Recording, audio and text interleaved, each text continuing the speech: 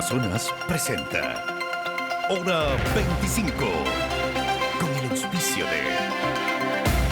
Te convertirás en un profesional bilingüe y podrás optar por una doble titulación. Reinvéntate con la nueva UID, Powered by Arizona State University. Hoy me dan la gran oportunidad de ser un mentor para quienes la buscan, la justicia como algo más que una profesión.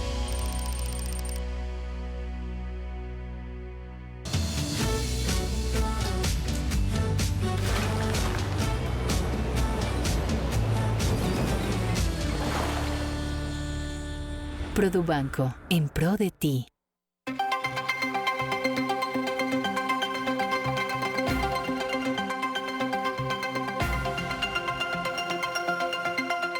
Saludos cordiales, buenas noches, gracias por acompañarnos. Este es el programa Hora 25.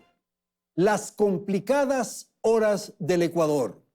Las elecciones del pasado 5 de febrero y los resultados expresados en las urnas, junto con las denuncias alrededor de supuestos vínculos con mafias de personas cercanas al gobierno, han avivado voces que comentan, que señalan, por ejemplo, la opción de la muerte cruzada, de la sucesión presidencial, de adelantar las elecciones y también de un juicio político contra el presidente de la República.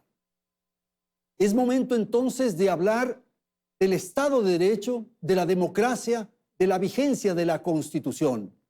El gobierno, sin duda, tiene un rol fundamental, pero sus espacios de movimiento se han limitado y los aliados, sin duda, se han extinguido.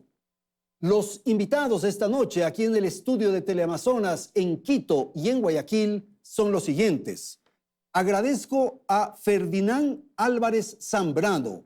Él es asambleísta por el bloque, por la bancada de UNES. Saludo la presencia de Gustavo Larrea Cabrera. Él es director de Democracia Sí. Está con nosotros Sebastián Borja Silva, empresario, que nos va a acompañar para analizar estos momentos políticos y sociales que vive el Ecuador. Saludo a Guillermo Celis Santos, en Guayaquil. Él es el presidente nacional del movimiento Suma.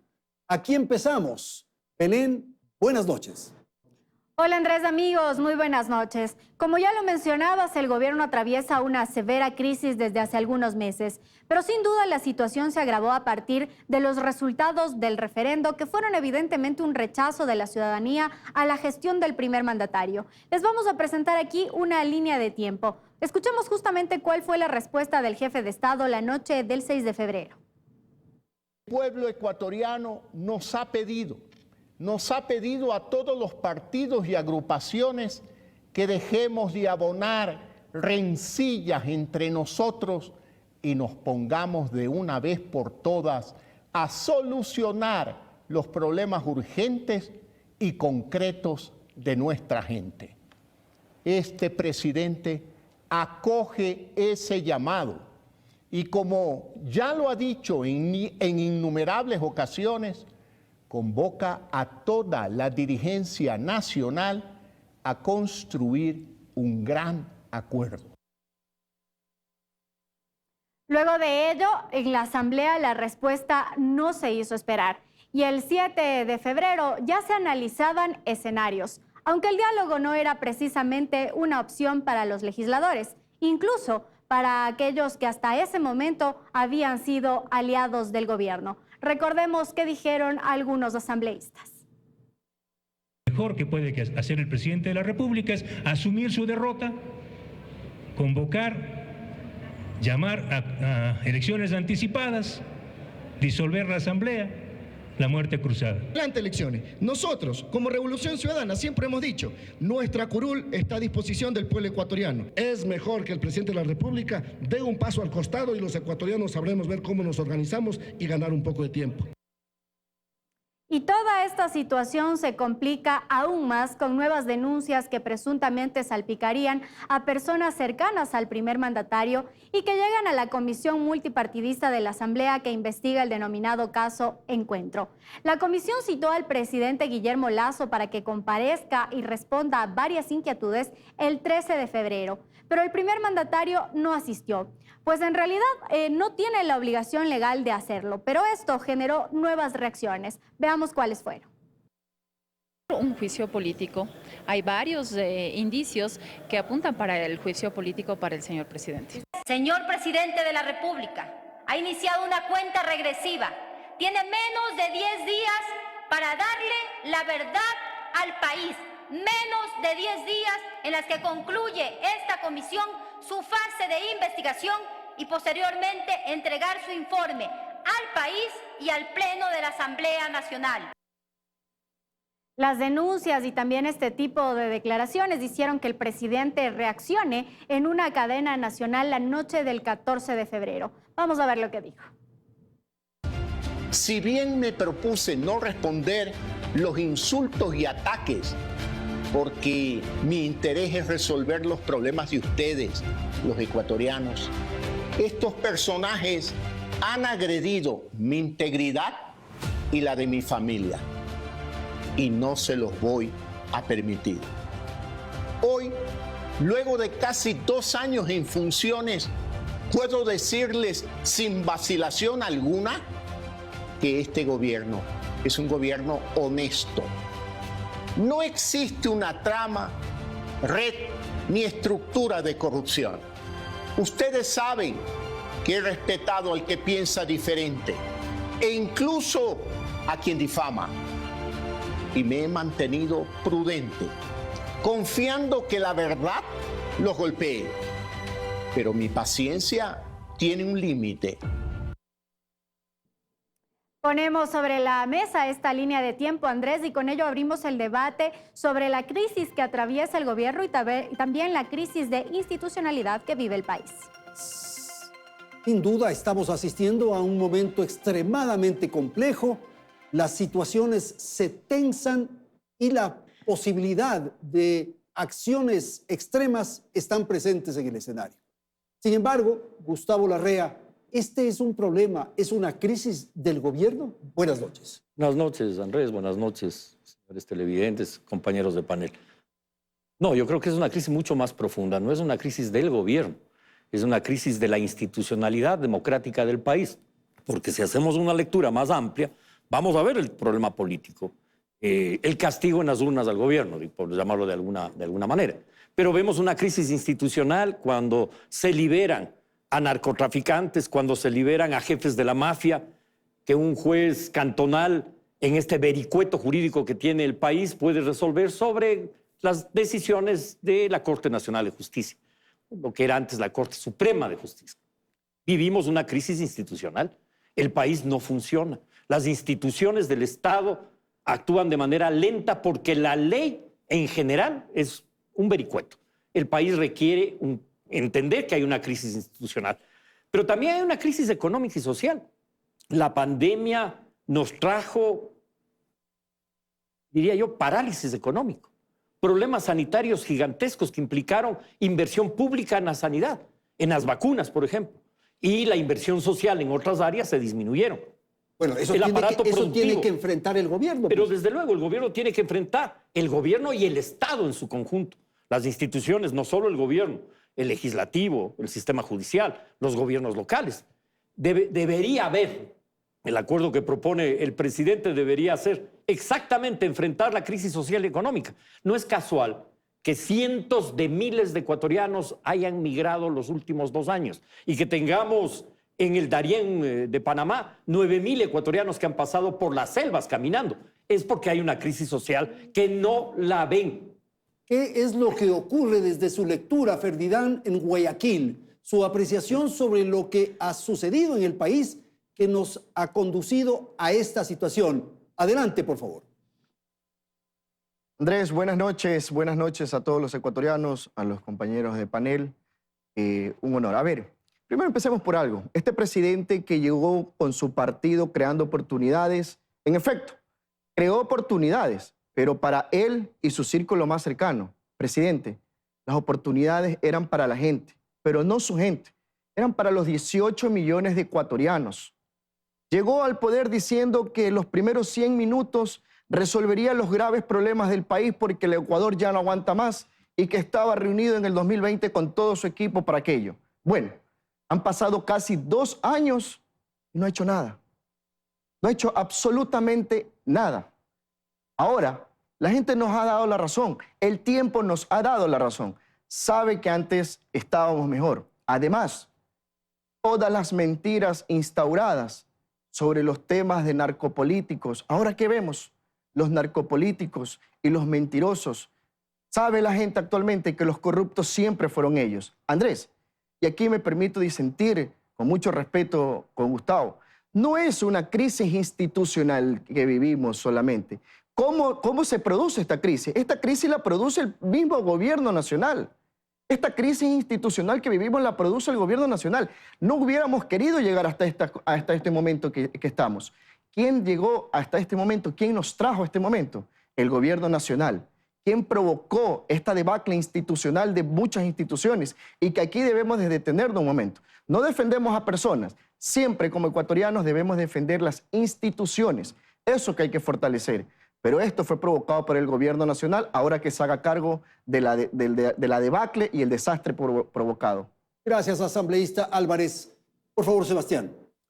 Bueno, yo coincido en el sentido de que esto va más allá de una crisis netamente política. Yo creo que aborda temas económicos y aborda temas sociales. ¿Cuáles son las principales preocupaciones de la ciudadanía? ¿Son la seguridad o la inseguridad? ¿La falta de empleo? ¿La falta de salud? ¿La falta de educación? Para la gente joven, la falta de conectividad. Hay un problema global en el país que no creo que deberíamos pasarlo por alto. Cuando vemos las cifras, por ejemplo, de la pobreza a nivel nacional, cuando vemos las cifras de la pobreza que alcanzan al 40% en la zona rural, la extrema pobreza de 17% en la misma zona rural, esa es la crisis conceptual y la crisis de fondo que yo creo que no solamente los partidos políticos, sino la sociedad civil tiene que involucrarse para atender y sobre todo proponer alternativas y soluciones. Frente a esos problemas, digamos, la clase política le da la espalda. Ellos más bien ven otros temas, otros elementos, espacios de poder, protecciones políticas, en fin. Yo creo que existe también un gran abismo entre los mandantes y los mandatarios. Pienso que un gran sector de la ciudadanía no se siente adecuadamente representada. Aquí hay brechas muy grandes, sociales, económicas y de representatividad, que creo que debemos analizarlo porque esa es la base fundamental de la construcción de una sociedad que permita conjuntamente diseñar un país del mediano plazo. Yo creo que el país, su agenda nacional, debe pasar la coyuntura y plantearse qué vamos a hacer y qué alternativas, sobre todo, le puede dar el país a una juventud que busca esperanza de mejores días en el Ecuador. Guillermo Celi, en Guayaquil, atendiendo un poco las expresiones del asambleísta Álvarez, uno podría pensar que si se saca al presidente del poder de la presidencia, se resuelven los problemas. Adelante, Guillermo. Andrés, muy buenas noches. Muchas gracias por su invitación. Un abrazo a todos los ecuatorianos. Yo, ante todo, quiero agradecerle al país por ese apoyo contundente que ha tenido para nuestros candidatos a las alcaldías, a las prefecturas. Muchísimas gracias. Suma se ha convertido en esa tercera vía, ni el correísmo ni el oficialismo. ¿Por qué? Porque hemos logrado conectar con los grandes problemas que vive la sociedad ecuatoriana, la familia ecuatoriana, la delincuencia, la inseguridad, la falta de oportunidades y de generación de empleo, la salud, el tema de la conectividad, como muy bien lo decía hace un momento Sebastián. ¿Y por qué se da esto? Se da básicamente porque definitivamente existe sí un problema estructural en la institucionalidad del Ecuador. Pero ¿quiénes lo causaron? O acá nos vamos a olvidar que el año pasado se aprobó esa ley impuestera que golpeó terriblemente a la clase media, con la venia del gobierno y con el pacto con el correísmo para que salga Glass, utilizando la figura jurídica que la han prostituido del habeas corpus o de las acciones de protección y que ha deteriorado la institucionalidad democrática del Ecuador. Ahora bien, ¿qué hay que hacer? Profunda unidad, por supuesto que sí. Nosotros, la nueva generación, estamos cumpliendo la tarea. Hemos logrado desde el 21 hacia acá unificar. Quien fue mi adversario en la campaña presidencial del 2021, hoy día estamos unidos. Pedro José Freile, Otto Sonnenholzner, Pedro Pablo Duar, Mario Mancino, Ruth Caldas y muchísimos ecuatorianos que queremos una transformación para el Ecuador. Ya sabemos el diagnóstico, tenemos que estar a la altura de las circunstancias y del difícil momento que vive el país para dar ideas constructivas que transformen positivamente el Ecuador. La sensación, Guillermo, de la ciudadanía o de muchos de los que ahora mismo nos están siguiendo a través de la televisión es que los políticos no leyeron lo que estaba ocurriendo, no pensaron en las consecuencias de lo que las decisiones que se tomaron en ciertos momentos iba a provocar. ¿Los políticos le dan la espalda a la realidad? Bueno, nosotros le hemos dado la cara a la realidad y a los problemas de los ecuatorianos. Por eso la gente ha apoyado a nuestra agrupación, a nuestros candidatos, a Suma. ¿Por qué? Porque precisamente hemos planteado propuestas para solucionar mancomunadamente con la Policía Nacional y con el Estado el tema de inseguridad. Cómo generar empleos y cómo generar, por ejemplo, el tema de conectividad. 7 de cada 10 familias ecuatorianas en el sector rural no tienen acceso al Internet y eso significa no tener acceso a una educación. ¿Y por qué adicionalmente aquello? Porque nosotros sí recorremos el Ecuador, porque nosotros estamos en los barrios, no como lamentablemente lo ha hecho el gobierno y algunos cómodos políticos que están en una burbuja rosada o de confort y no ven la realidad. Y aquí le voy a dar un dato. ¿Cómo es posible las cifras que emite el gobierno nacional a través de su ministro de Economía y Finanzas? Parece que no recorre Guayaquil, no recorre Quito, Manabí, la Amazonía, la Sierra Centro. Parece que eso no existe o no quieren entender los errores que han cometido y la profunda migración que hoy día está viviendo el Ecuador, sobre todo de la gente más joven en el país. Por eso está la diferencia de quienes sí hemos conectado no solamente los problemas, sino la solución a esos problemas de la familia ecuatoriana y eso va a ser siempre nuestra forma de actuar. Gracias, Guillermo. Gustavo, a ver. Creo que la lectura que hace Guillermo de los resultados electorales y de lo bien que les fue, no calza con el problema general del país. No es suficiente que nos haya ido bien a una u otra fuerza política. A nosotros. El problema es mucho más profundo. Es el país en su nosotros conjunto. también podemos decir, hemos ganado alcaldías, prefecturas, pero ese no es el problema del país. El problema del país es mucho más profundo. El país requiere un acuerdo nacional de verdad. Requiere apuntalar la reinstitucionalización del país. Tenemos una constitución en crisis, un Estado de Derecho que no funciona. Necesitamos ir a una Asamblea Nacional Constituyente que permita sacar adelante el país. Y para eso, muy bien los esfuerzos de cada organización política. Loable que una organización se fortalezca, pero es necesario el concurso de la gran mayoría de ecuatorianos. ¿Pero qué sacamos con la Asamblea si van los mismos? Mira, en la representación política, el país es un país que tiene muchas fuerzas políticas. Ahora se reducen, producto de las elecciones, porque algunos no alcanzan a cumplir lo que la ley manda.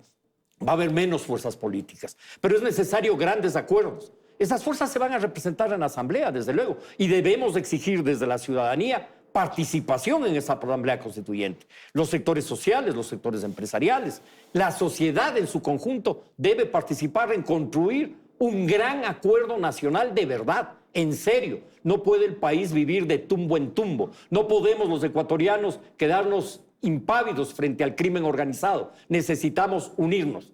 Sin duda, el acuerdo es fundamental, Sebastián, y en eso coincidimos, yo creo, todos. El problema son las fórmulas, las vías, porque no sé si la Asamblea Constituyente sea. A ver, yo creo que la tesis del acuerdo nacional es absolutamente pertinente, oportuna y válida, pero este acuerdo nacional tiene que tener una agenda.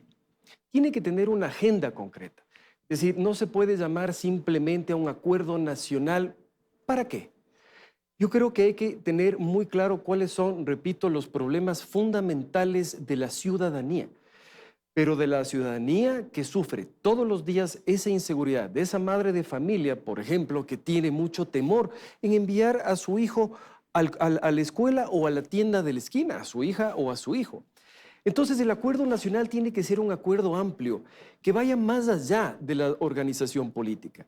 Yo hago un llamado a la sociedad civil a involucrarse y a sus actores principales de la sociedad civil, sindicatos, empresarios, los mismos medios de comunicación, la juventud, la academia. Yo creo que la academia y las organizaciones juveniles lamentablemente han estado ausentes y siguen ausentes de un debate público que sí les compete.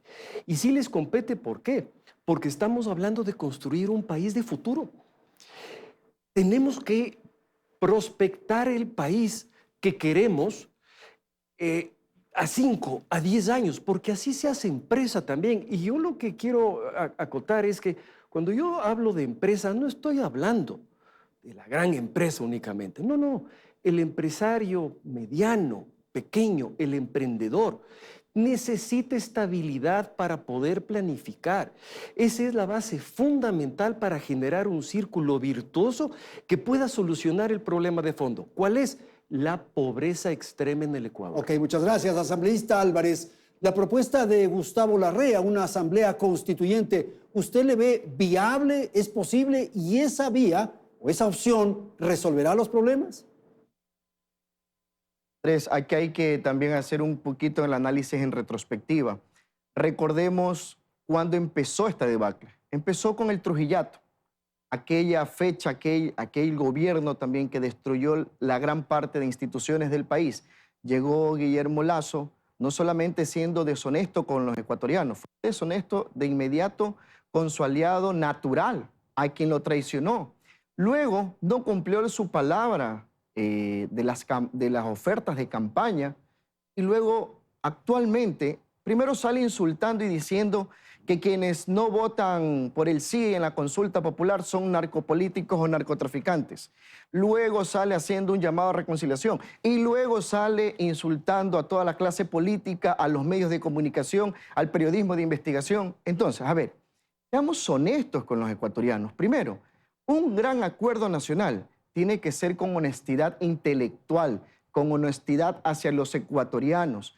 Un acuerdo que recoja los grandes problemas del país. Tenemos uno principal que nos aqueja a todos, y yo lo he dicho, casi que se ha convertido en algo natural. El temor de salir a las calles, la inseguridad. Hágase cargo de la inseguridad. Vamos a hacer un acuerdo, pero un acuerdo sincero, un acuerdo honesto. El problema es que ya la palabra del presidente de la República ha sido desacreditada, ya no tiene valor. Una asamblea constituyente, evidentemente, puede ser un camino, pero veamos un camino inmediato, porque no le vamos a decir a la familia ecuatoriana que sufre hambre, a los que migran, a los que piden educación, a los que sufren por inseguridad, que esperemos una constituyente porque es un camino largo. Veamos soluciones pragmáticas en tiempo y espacio. Y aquí solamente una puntualización para Guillermo. Nosotros no tenemos un acuerdo y nunca lo hemos tenido con el gobierno nacional. Somos la primera oposición. Tanto es así que nosotros presentamos el proyecto de derogatoria a esa ley. Solamente esa puntualización porque es importante. Insisto, un gran acuerdo nacional con honestidad, no solo intelectual, sino política y un compromiso con los ecuatorianos. Listo. Muchísimas gracias a nuestros panelistas por esta primera intervención y esta ronda de conversación. Hacemos una pausa y volvemos en un instante para plantear salidas a la crisis. En un instante.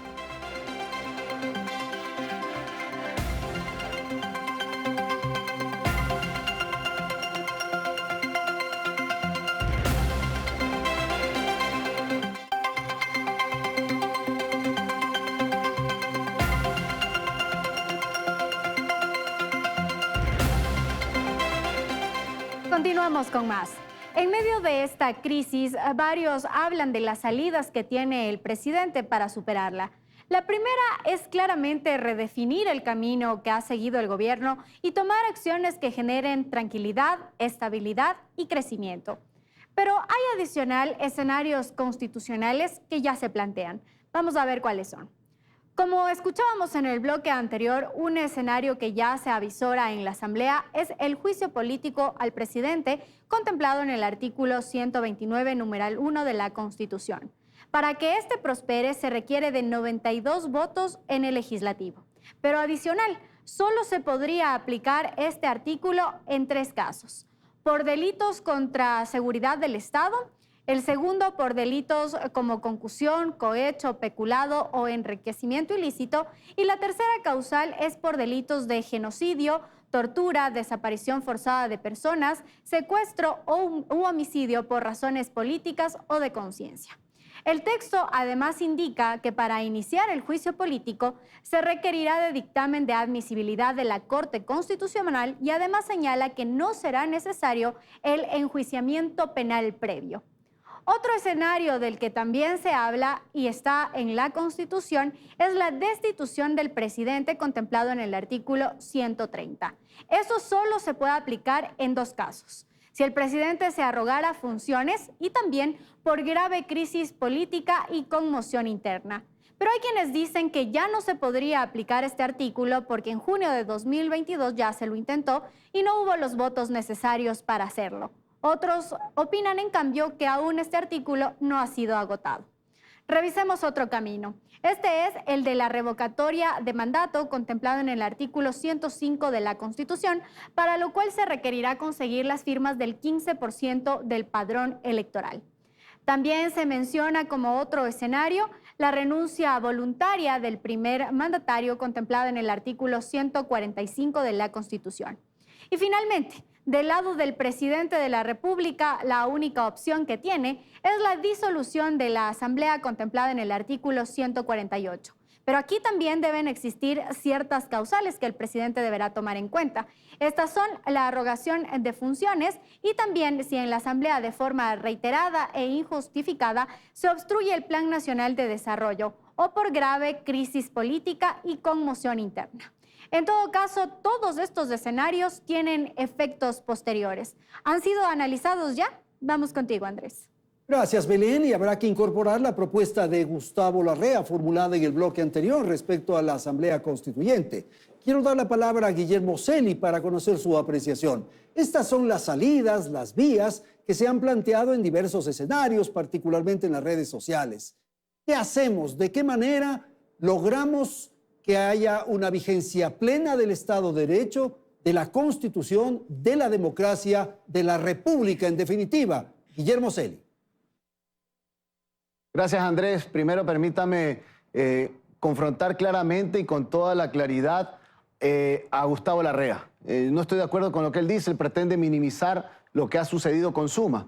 Y no se da cuenta que Suma ha obtenido lo que ha obtenido producto de conectar con la gente y no entre los políticos. Nosotros no estamos aquí por la teoría de la foto entre políticos. Nosotros estamos en la teoría de poder trabajar de la mano de los ecuatorianos. Y aquí no voy a hablar de lugares comunes, como se ha venido hablando por parte de Gustavo, sino de realidades y con hechos que deben ser tomados en consideración. Primero, la consulta popular era crónica de una muerte anunciada, lo habíamos dicho. Si no se la hizo en los primeros 90 días de gobierno, más allá que tenía muy buenas preguntas, como por ejemplo el tema de extradición, lamentablemente pasó lo que ya lo decíamos, que era un referéndum a la popularidad del gobierno. Segundo, el tema de la Asamblea Nacional no era de reducir un número de legisladores. Nosotros hemos hecho una propuesta seria de que se elija un legislador por cada 100.000 habitantes. Eso permite realmente que no se elija en plancha a cualquier persona, sino que la gente pueda también saber, con la responsabilidad de los partidos políticos, quién es su candidato o candidata.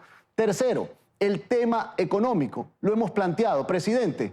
Baje el IVA del 12 al 8% por un año por lo menos. Ayude a la economía y ayude a que se metan dólares al bolsillo de la familia ecuatoriana y no lo que está pasando con una ley que más bien le subió los impuestos. Aquí hay que dar un alivio. Revisen ustedes, toda América Latina y el mundo en general dieron incentivos tributarios, aliviaron las cargas tributarias a los contribuyentes, a su gente. En este caso no se dio a los ecuatorianos. Aquí se trata de hablar propuestas claras, un acuerdo con los ciudadanos, con los gremios, con la gente de a pie, por supuesto, lo hemos venido construyendo, pero con ideas claras y no con lugares comunes. Una constituyente, pues bueno, ¿qué puede resolver una constituyente si ya existen leyes hoy día que puede aplicar el presidente de la República, pero lamentablemente no lo hace porque lamentablemente está mal asesorado. Bueno, ahora se han dado algunos cambios, esperemos que cambie de rumbo. Gracias, Guillermo.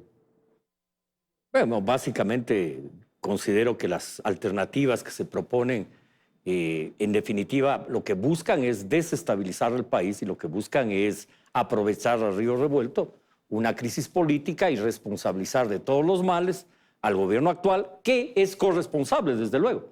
Pero no vamos a salir adelante porque el gobierno cambie, porque sea sustituido por el vicepresidente o incluso porque adelantemos elecciones.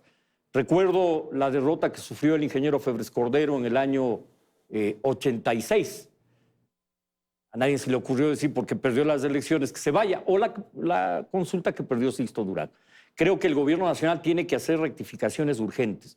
Desde luego que es necesario un plan de parte del gobierno nacional que resuelva los problemas con urgencia. Está bien tener una macroeconomía solvente, tener cerca de 10.000 millones de reserva monetaria, pero es mucho más importante que parte de ese dinero se invierta en reactivación económica, en producción, en crédito con tasas de interés blanda, en reactivación de la economía. Tenemos problemas sociales profundos. Bien decías, Sebastián, hay problemas de pobreza extrema que requieren atenderlos con urgencia, con una canasta solidaria con los que menos tienen. Y el presidente lo planteó en campaña electoral. Hágalo, presidente. Ejecute esa política que usted le ofreció al pueblo ecuatoriano. Simultáneamente, yo creo que esta crisis no se va a solucionar porque votemos o no votemos al presidente. No es ese el problema. El problema es la necesidad de un acuerdo nacional, Guillermo. Si no estamos dispuestos a ir a un acuerdo nacional, al país no sale adelante con el esfuerzo de un grupo de fuerzas políticas. Es necesario ir a una constituyente, deponer sectarismos, unir al país en función de un marco jurídico que le permita al país salir adelante. La constitución actual, hiperpresidencialista, genera problemas enormes en la contratación pública, genera problemas en la no división clara de funciones del Estado. Aquí cada uno hace lo que le da la gana. Es necesario un Estado de Derecho para que el país funcione. Sebastián, ha dicho con claridad, Gustavo, el tema de la salida del presidente resuelve los problemas. Yo creo, insisto, que los problemas van mucho más allá de la coyuntura. Hay brechas enormes en la sociedad ecuatoriana. Hay brechas muy grandes entre la gente que más tiene y la gente que menos tiene. Ese es un tema que hay que conversarlo, que hay que ponerlo en el tapete. ¿Cómo se solucionan esas brechas? Perdón, ¿y eso por fuera de los políticos? Los políticos tienen que estar presentes, pero creo yo, con una actitud propositiva, porque me da la sensación que la sociedad ecuatoriana está ávida de escuchar acuerdos. La sociedad ecuatoriana está ávida de escuchar o de ver gestos como hemos visto recientemente, que el gobernador del Guayas se acerca a la prefecta electa o al alcalde electo de Guayaquil, independientemente de su ideología, y pueden conversar. No hay sociedad que prospere si es que no hay acuerdos mínimos en los cuales evidentemente tiene que participar la clase política, pero tiene que involucrarse, obviamente, la sociedad civil, los ciudadanos, que nos preocupa el futuro y el presente y el futuro del Ecuador. ¿La polarización trae algún beneficio? La polarización creo que lo que hace es ahondar las diferencias, cuando lo que hay que bregar es a la cohesión social para resolver estos temas basados en la confianza.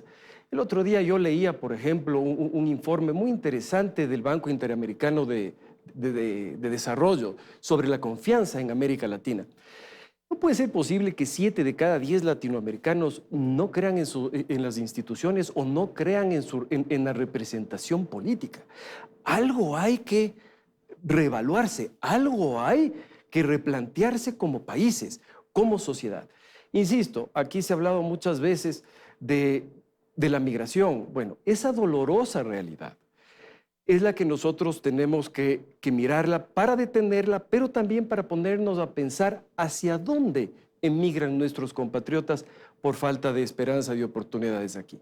Son unas sociedades que se han puesto de acuerdo en temas básicos: defensa del Estado de Derecho, defensa de la institucionalidad, apoyo restricto a vivir en democracia. la necesidad de que cualquier discrepancia evidente en democracia se resuelva a través de tesis, de propuestas, de que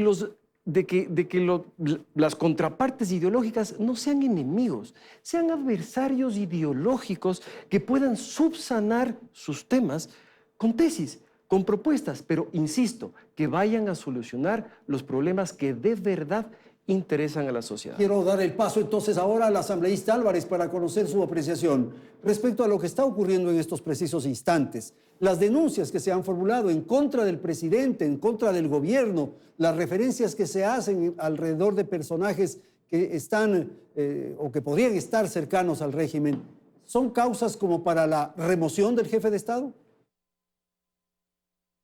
Andrés, a ver, 7 millones, según la FAO, 7 millones de personas en nuestro país sufren el hambre. 2,5 millones de ecuatorianos comen una vez al día o comen después de un día. Tenemos cifras de inseguridad, solo en lo que es la zona 8, 160 muertes hemos superado en lo que era el mes de enero.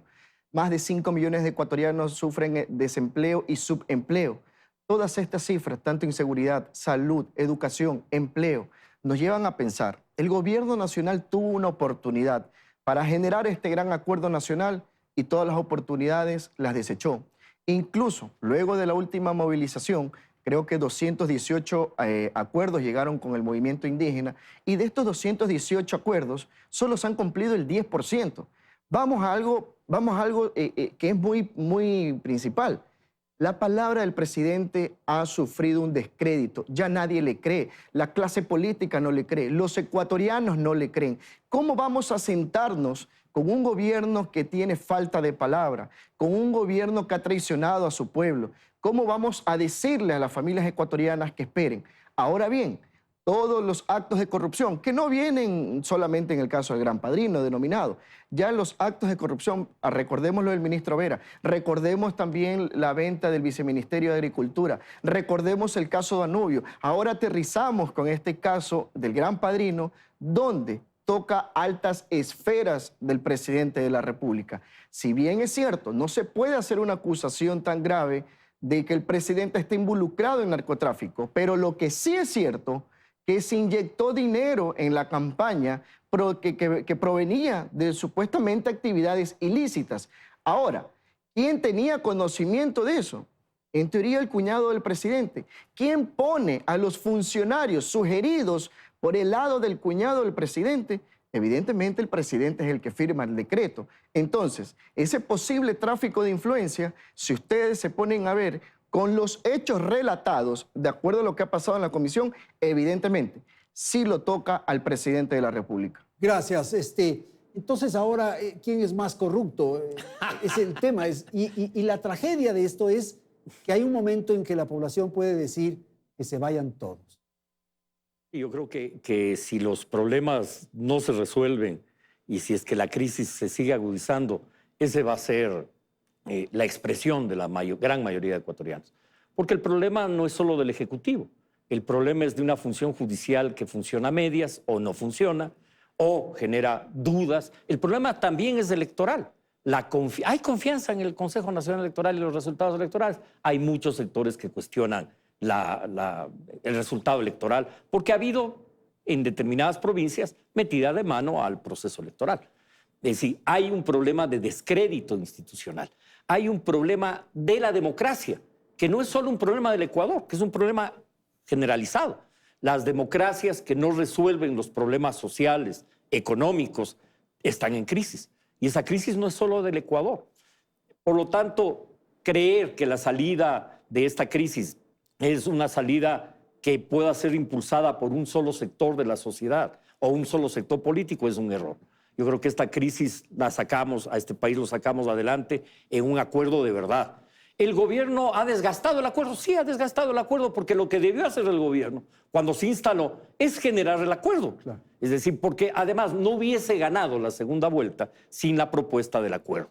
Pero no debe ser simplemente fraseología política o de campaña, sino convicción. El país requiere salir adelante, no podemos seguir viviendo de espaldas unos ecuatorianos con otros. Es necesaria la unidad. Es necesaria, desde luego, la responsabilidad de las autoridades que deben actuar y de manera inmediata. La idea es entonces, Guillermo, que este problema, la situación compleja del Ecuador, la sacamos todos adelante. Por favor. Sin lugar a dudas, debe existir un acuerdo nacional suprapolítico y suprapartidista. Nosotros los venimos trabajando con la gente realmente y con propuestas claras. Y aquí quiero referirme a algo que es muy importante. Aquí se ha hablado sobre el tema del Consejo Nacional Electoral. Y mire usted la miopía política del gobierno, que no sigue o sigue la misma partitura y no rectifica. Nosotros estamos peleando voto a voto la prefectura de Cotopaxi con César Humajinga, quien ha ganado la prefectura. Pero el gobierno hace 2 días se reúne con la señora Tibán haciendo conocer al país como que ella es la prefecta electa de Cotopaxi. Y no sabe el gobierno que justamente de allá, de donde quieren venir para llevar a una movilización, como ya le hicieron en el 19, como ya le hicieron en este gobierno, ¿para qué? Para caotizar el país. Una miopía política completa. ¿Cómo es posible que cometan esos errores cuando somos nosotros que estamos peleando palmo a palmo en Cotopaxi, donde se dice que el señor Issa era invencible, le estamos ganando voto a voto esa prefectura, que es una demostración de que hemos conectado con la gente? ¿Por qué? Caminando por Siccho, hace un mes, ¿qué me decía un indígena? Mira, Guillermo, lo único que queremos es que nos ayude el gobierno comprándonos la leche, el litro de leche, en el precio de sustentación 60 centavos. Porque ¿saben cuánto se los paga el intermediario? En 24 centavos. Presidente, de los 2.000 millones que se está ahorrando hoy día por los combustibles, lo que es subsidios, invierta por lo menos 100 para comprarle a esos pequeños productores lecheros de toda la Sierra Centro esa leche para que puedan tener mejores condiciones de vida. Y esa misma leche, entréguesela a los niños y a las familias que tienen profunda y crónica desnutrición infantil. Esas son acciones que hay que cumplir porque conocemos el territorio y no andamos en burbujas. Justamente esa es la preocupación que se expresa. Usted está defendiendo más la posibilidad de que su candidato en Cotopaxi gane que el problema nacional. El problema del país rebasa ese episodio que a usted le preocupa este momento. No es así, Andrés. Es un tema estratégico. Si ellos logran la prefectura del Cotopaxi, donde nosotros estamos ganándola, ¿qué quieren hacer con eso? ¿Quiénes son los que han movilizado anárquicamente el país en las 2 movilizaciones? No son ellos. No es el señor Issa, este poncho dorado que anda con carros blindados, que pretende decir que está cerca a sus indigenados. Y no es así. Y tiene una población que está pobre, empobrecida, triste, deprimida. Esa es la realidad. Yo le estoy abriendo los ojos al Ecuador porque me lo recorro, lo conozco, a mí no me lo cuentan. Y eso es lo que hay que decirle a este gobierno. Abran los ojos, no sean o no vivan en una burbuja rosada donde creen que Mocolí o que San Borondón es el principio y el fin del Ecuador. No, señores, el Ecuador es Siccho, Chambo, es Manabí, es la Amazonía, es la región insular, es la costa. Esa es la realidad. Eso es lo que estoy diciendo. Son temas de fondo, Andrés. Cuidado, precisamente por esa miopía que se tiene es que no se toman las decisiones adecuadas para que la institucionalidad y los grandes acuerdos se logren con la gente que queremos salvar al Ecuador y no con los anarquistas. Sebastián Borja. Yo he escuchado muchas veces, y no ahora, a lo largo creo que de muchos años, por ejemplo, cuando hay campañas políticas, decir con razón que no hay bandera política más importante que los problemas o los intereses de la ciudadanía. Bueno, aquí están. Aquí están los intereses de la ciudadanía. Vuelvo a repetir. Inseguridad, falta de empleo, falta de trabajo, falta de salud. Eso está clarísimo y se sabe que esos son los problemas. Entonces, hay que pasar del discurso de que no hay bandera política más importante al hecho real. Yo hago una pregunta. No me cabe en la cabeza cómo no puede haber en el Ecuador un acuerdo nacional para la lucha contra la inseguridad. ¿O cómo no puede haber un acuerdo nacional para hablar sobre la perspectiva de la juventud en un entorno mundial de la 4ª revolución industrial y su perspectiva laboral en el país? El empleo, 6 millones de ecuatorianos están fuera de la formalidad. Entonces, esos son los temas que hay que poner en la mesa. Y yo creo, confío, que si es que hay patriotismo, si es que hay desinterés y si se cumple esa máxima de que no hay bandera política más importante que los intereses de la ciudadanía, no veo por qué no se puede llegar a acuerdos mínimos en el Ecuador. Ok, vamos a una pausa, volvemos en un momento.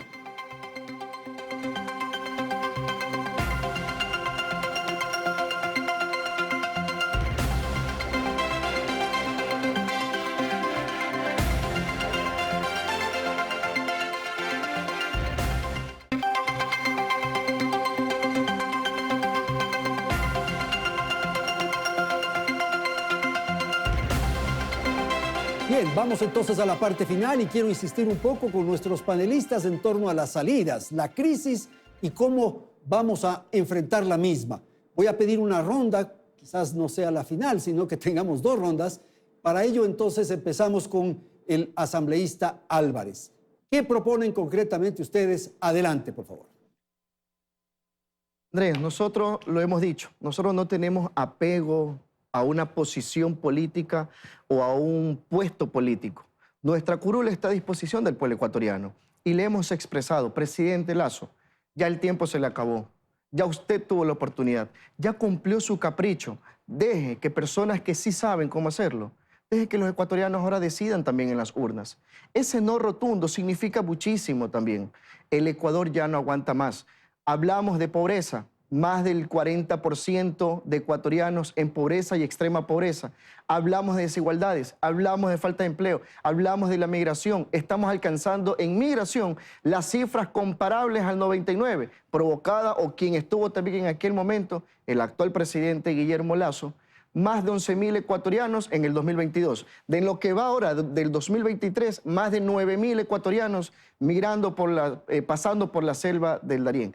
¿Qué proponemos nosotros? Una salida constitucional, democrática. El gobierno ya tuvo la oportunidad, no lo han hecho. Deje que personas que sí saben cómo hacerlo, decida el pueblo ecuatoriano quién los va a representar. Una salida, evidentemente el presidente Lasso la tiene en su escritorio, la muerte cruzada. Otra salida, de acuerdo a lo que la comisión que está investigando el caso del Gran Padrino en la Asamblea Nacional decida, o el juicio político o una posible muerte cruzada. ¿Qué le vamos a decir al pueblo ecuatoriano? Que hay que esperar a una constituyente, hay que esperar que el gobierno decida la voluntad política o se decida con convicción frente a los problemas de los ecuatorianos. Esa decisión política la tiene el ecuatoriano. Nosotros nos hemos abierto para conversar, evidentemente que sí. ¿Quién ha traicionado la palabra? El gobierno. ¿Quién no ha cumplido sus promesas de campaña? El gobierno. ¿Quién no atiende las situaciones de emergencia del país? El gobierno nacional. Entonces, ¿qué desea el pueblo ecuatoriano? Soluciones en tiempo y espacio pragmáticas, reales. Pero esas soluciones debe de ser con una conciencia y voluntad y honestidad de este gobierno nacional. Gracias, Ferdinand. Guillermo, nos quedamos con Guayaquil nuevamente para conocer su apreciación. Salidas. Bueno, primero yo quiero ser muy claro. Nosotros defendemos la democracia y la institucionalidad del país. No se trata del tema de que salga o no salga el presidente. El presidente fue electo y debe culminar su mandato, pero tiene que rectificar urgentemente. Y a mí me gusta dar soluciones a los problemas y no quedarme en los temas generales. En el tema de seguridad, presidente, una acción combativa y preventiva fundamental. ¿Cómo es posible que no se le transfieran los recursos a la función judicial, a la fiscalía? Vean y recorran los diferentes recintos y oficinas judiciales que no tienen ni siquiera ya los techos, se les están cayendo. Eso no puede seguir pasando. Tienen que aumentar el número de fiscales. Hay que generar acciones concretas en materia de función judicial. Y ahora hago votos que el nuevo presidente de la Judicatura, el doctor Terán, haga un trabajo firme. No es posible que haya un juez allá en La Concordia que haya sido destituido, que por un lado libera bienes del narcotráfico y por otro lado le da una acción de protección al Consejo de Participación Ciudadana. Eso no puede quedar ahí en el limbo y es ahí donde las instituciones tienen que unirse. Como decía hace un momento, esta es la unidad de todos, las instituciones empezando, que es fundamental transparentar su accionar y entre todos nosotros y sobre todo con los ciudadanos dar propuestas que permitan cambiar al Ecuador. Gracias, Sebastián. Yo creo que es fundamental el acuerdo nacional, un acuerdo nacional ¿Promovido por quién? ¿El gobierno? Promovido puede ser por el gobierno, puede ser por la sociedad civil. Me encantaría verles en la mesa de diálogo a las organizaciones estudiantiles. Las organizaciones estudiantiles tienen mucho que decir. La academia, repito, tiene mucho que decir. Hay que hablar sobre cómo vamos a generar este círculo virtuoso de generación de empleo productivo en la grande, mediana, pequeña empresa. Ese es el tema de fondo que puede hacer un círculo virtuoso que la sociedad se sienta integrada, la sociedad sienta que hay esperanza en este país y que vuelva a obtener confianza de sus líderes, de sus líderes y políticos que la sociedad y empuje sociales. a la dirigencia. Hay que empoderarse. La sociedad civil es el momento de involucrarse con propuestas, extendiendo la mano, sabiendo que el consenso seguramente no es algo que nosotros queremos 100%, sino que hay que ceder para llegar a consensos, pero ese consenso es el que, en mi opinión, el país está ávido de oírlo y más que de oírlo, de verlo ejecutar. Un acuerdo por la seguridad, un acuerdo contra el crimen organizado que está afectando, matando a ciudadanos en las calles, eso es vital. Un acuerdo por la educación, por una educación que sirva para algo, que sirva para mejorar las condiciones de vida de la gente. Un acuerdo de protección del medio ambiente y la naturaleza. Un acuerdo por tener un sistema de salud público que funcione. Una seguridad social que funcione. Un acuerdo porque uno tenga seguridad, cualquier ciudadano, de que va a un juicio y no va a haber venta del juicio.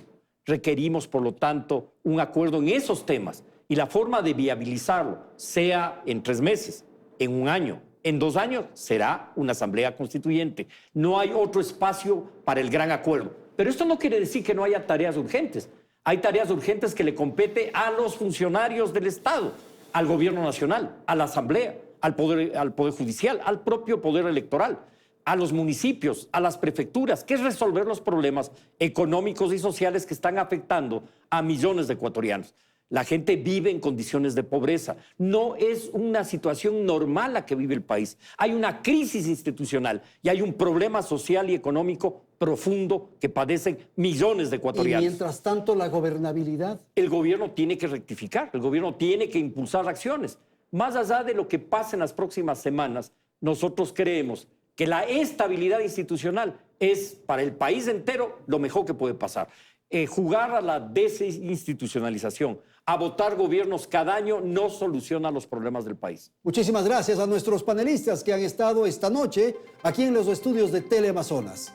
Gracias a la audiencia. Hasta la próxima semana.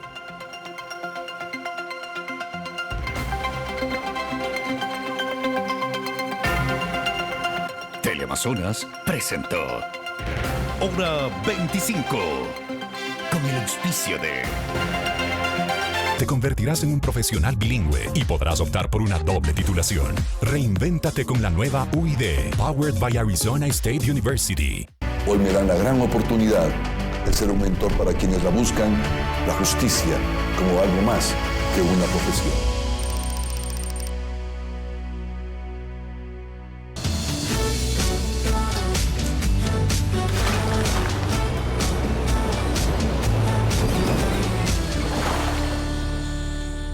Produbanco, en pro de ti.